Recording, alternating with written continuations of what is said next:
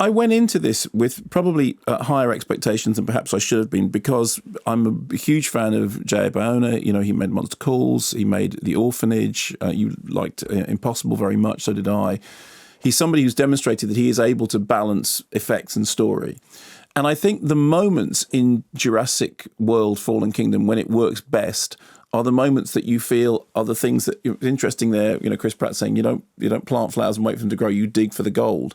Well, I also think that he's sort of digging through. Look, there are moments that look really important to him, and there's one moment, you and I were talking about this before the show. There's a Nosferatu moment which is actually really good.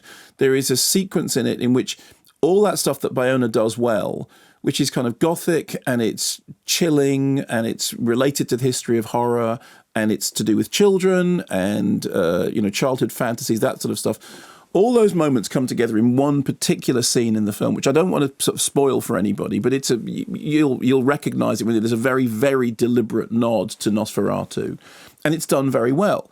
And when I look at that moment in the film, I think, okay, that's really what I want from the whole of the film. Inevitably, you don't get that. What you get is a franchise blockbuster in which whenever you bring in, whenever you have like a very artistic director and a franchise, there's a fight between the two of them.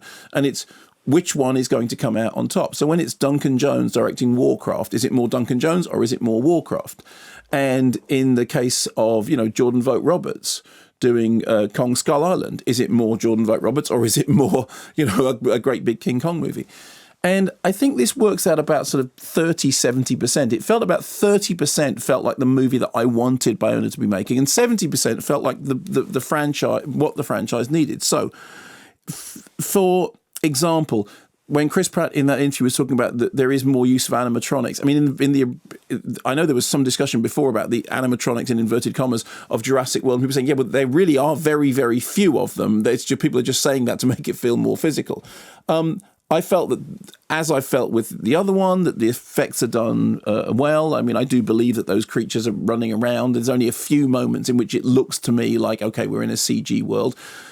I've kind of got used to that now, because with this far down the line with the Jurassic Park, I no longer go into a Jurassic Park movie wondering whether they're going to make me convinced about dinosaurs. I mean, I remember seeing Jurassic Park the first time and thinking, wow, there's dinosaurs running around. And also thinking that the first Jurassic Park was really scary in places. I mean, the scene with the raptors when they're in the kitchen is really scary. It's kind of up there with the key moments of Jaws. And so, that stuff, saying it's got great special effects, okay, fine, we kind of all expect that. As far as the story is concerned, it makes no sense whatsoever. There's an interesting flip, which is, okay, this time, and it's in the trailer, and he says, a rescue op to save the dinosaurs from an island that's about to explode. What could go wrong? Okay, so that's the flip. They've changed the two central roles of the two central characters, again, as Bryce Dallas Howard said in that interview. But that's kind of it. It's like, okay, now we're going to go back to the island to save the dinosaurs, but it's no surprise when ulterior motives rear their heads. It's no surprise that actually, as we've always known through all the Jurassic Park things, the underlying thing through all this is not altruism. It's exploitation of money. Enter Toby Jones with the most brilliant hair and teeth arrangement. I mean, it's literally like he must have gone to makeup and said, I want to be sinister from the teeth up. He's bad Toby. He's bad Toby.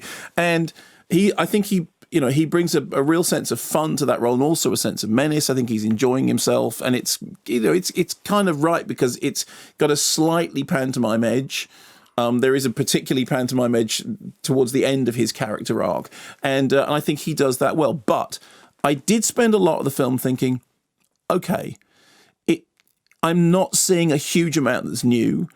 I'm not feeling this has suddenly changed direction, because in the previous Jurassic World, I did feel like, okay, the characters are two-dimensional and the dinosaurs are more convincing. This did have, I believed in the character interaction, although I thought the plot really, really, really made no sense whatsoever. And bear in mind, there are huge amounts of things in Jurassic World and Jurassic Park movies that you go, I'm sorry, hang on, what? But there were so many moments this went, hang on, what? Okay, fine, never mind, I'll just let you get away with it, because I've kind of accepted that that's, we're doing Land of the Dinosaurs, that's absolutely fine, go off and do that.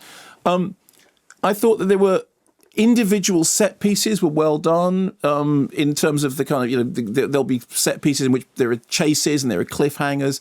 However, in terms of the overall narrative, it felt to some extent like you were doing a bit of treading water. It felt like it wasn't, there was a bit of the two towers about it. There was a bit of the walking from A to B in order to get a story from here to here. And so I came out thinking, okay, it was all right. And my disappointment to some extent is that what I want from J.A. Bayona doing this is something which is better than all right. But the thing which I appreciate is, but I actually enjoyed it more than I enjoyed Jurassic World, because there's a joke at the beginning about about shoes, about having the proper footwear, and it has addressed some of the concerns of the first film. There were some things in the first film, which the first of the Jurassic World movies, which did need addressing. And there's a certain amount of humour in it which I like, and I do think that Chris Pratt and Bryce Dallas Howard make a fairly endearing central couple. I think you could hear in that interview that they like each other. They clearly get on well, and you can see that kind of friendly chemistry on screen. So I think it's fine. It's no more than fine. It did feel inessential. This is another, because the thing that I said about Solo, I didn't feel like I needed it, but it was kind of okay while it was there. But there are moments in it, and specifically the Nosferatu moment, in which I think that's the film that I wanted this to have been. And of course it's not, because they're not going to sit down and go, let's make a franchise blockbuster that Kermode will like. They'll go, let's make a franchise blockbuster that plays like a roller coaster ride. Chris Pratt is very likeable. He's very good. There's one moment quite early on, I think, where he's drugged and he loses control of his body, and he does a kind of a snake slither to get out of peril. And I thought, I like that. Yeah, there are moments, but don't you think that's it? It's a kind of meh with moments.